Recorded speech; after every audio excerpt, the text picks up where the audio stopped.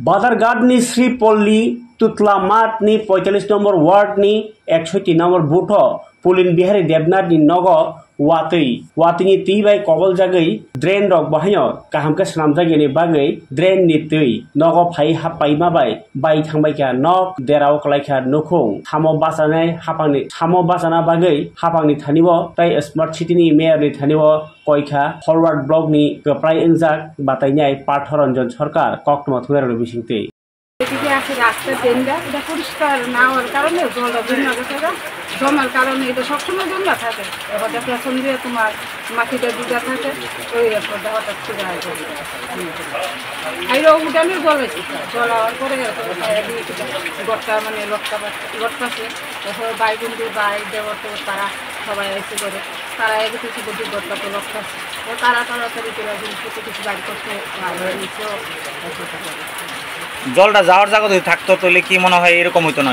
আগে এরকম আসলে ওই রেলের রাস্তাটা দৌড়ে পরে এরপর যে এই দিক দিয়ে আমাদের জলটা আমাদের এমনি কয়েক পরিবারও এমনি অবস্থা নিচের জায়গাটা যে দাঁড়িয়ে আছি এটা হলো 14 বাজারঘাটের 61 নম্বর বুথ, জায়গার নাম শ্রীপল্লী বাজারঘাট। গত 21 তারিখের এই অকাল বর্ষণের ফল এটা। আর কালে যখন বর্ষণ হবে এই এলাকায় প্লাবিত হবে 17 পরিবারের এইরকম এফেক্টেড হবে, এটা আমার ধারণা।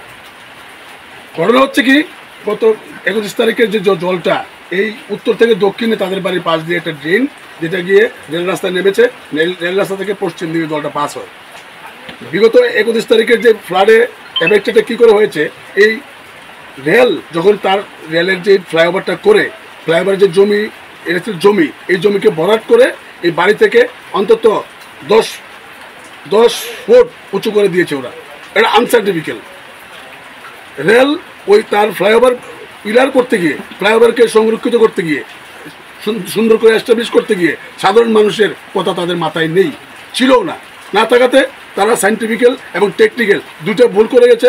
তাদের ভুলের কুফল আজকে এই শ্রীপল্লীর 61 নম্বর বুথের সাধারণ মানুষ যারা শান্তিপূর্ণভাবে ঘরবাড়ি করে দীর্ঘদিন বসবাস করছিল, তারা আজকে লক্ষ লক্ষ টাকার এফেক্টেড বাড়িঘর ধ্বংস হয়ে তারা মানে রাস্তায় বসার অবস্থা হয়ে গেছে। আমি এসে তাদের খবর নিলাম। খবর নেওয়ার পরে এই এলাকায় এটা বলা উচিত আমার দরকার যে কম করে 50-60টা পরিবার এই ড্রেনের কারণে জল পাসিং না হতে পেরে এই ক্ষতিগ্রস্ত হয়েছে আজকে। এটা এই বাড়িটা বিশেষ করে বেশি ক্ষতিগ্রস্ত হয়েছে, ওদের পুরো বাড়িটাই ভেঙে চুরমার হয়ে গেছে। তারা সপরিবারে আমাদের এলাকার মানুষ গার্জিয়ানরা বারবার রেল কর্তৃপক্ষের কাছে কিংবা বর্তমান বিধায়িকা বা মিউনিসিপাল কর্তৃপক্ষের কাছে বারবার জানিয়েও তারা কোনো ধরনের সদুত্তর কিংবা রেজাল্ট তারা পায়নি। এখন অবধি আমাদের এই পৌরসভার যিনি রক্ষক উনি স্মার্ট সিটি বানিয়েছেন, এটাও স্মার্ট সিটির একটা অঙ্গ। এই হচ্ছে আপনারা দেখে যাচ্ছেন স্মার্টের অঙ্গের মানুষের দুর্দশা। আমি ওনার কাছে আবেদন রাখবো উনি অতি সত্বর এই জায়গা পর্যবেক্ষণ করে প্রতিটা পরিবারকে যেন আর্থিক সাহায্য এবং তাদের বেঁচে থাকার লড়াইয়ে তাদের পাশে উনি দাঁড়ান। ওনার কাছে আমি একান্ত আবেদন করব। উনি একজন ভদ্রলোক, ভালো মানুষ, উনি মানুষের কাজ করবেন, এটা আমি আশা রাখি। আসবেন এবং এই বাড়িঘরগুলি উনি ফিজিক্যালি ভেরিফাই করবেন, করে তাদের যে ক্ষতিগ্রস্ত হয়েছে এগুলি তারা পূরণ করবেন। রাজ্য সরকারের কাছে আমি আবেদন করব স্মার্ট সিটির অঙ্গের এই যে অবস্থা তাদেরকে উদ্ধার করুন। আর রেল কর্তৃপক্ষকে বলে ড্রেনের ব্যবস্থাটা সুচারুভাবে করে দিন, যাতে উত্তর থেকে দক্ষিণে জলটা পাস হয়ে ওই রেল রাস্তা ছুঁয়ে পশ্চিম দিকে বর্ডার দিকে জলটা বেরিয়ে যায়। এর ব্যবস্থা যেন অতি সত্বর করা হয়। না হলে মাত্র বর্ষা ঢুকেছে, পূর্ণ বর্ষায় এই যে আষাঢ় শ্রাবণ 2 মাস এরা কেউ এই এলাকায় থাকতে পারবে না। যারা এই ড্রেনের পাশে যারা দীর্ঘদিন শান্তিপূর্ণভাবে বসবাস করে আসছিল, এই 17টা বাড়ি আজকের দিনে 50টা বাড়ি এফেক্টেড হয়েছে, কালকের দিনে হয়তো 17টা বাড়ি ধ্বংস হয়ে যাবে।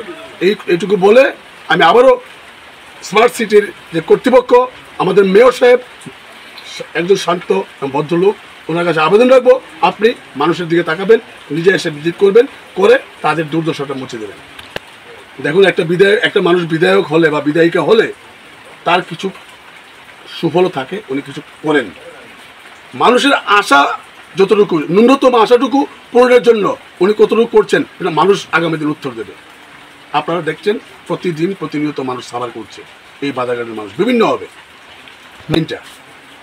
ড্রেনের জল, এই ড্রেনের জলটা তো থাকলো নইলে পাস হয়ে যেত।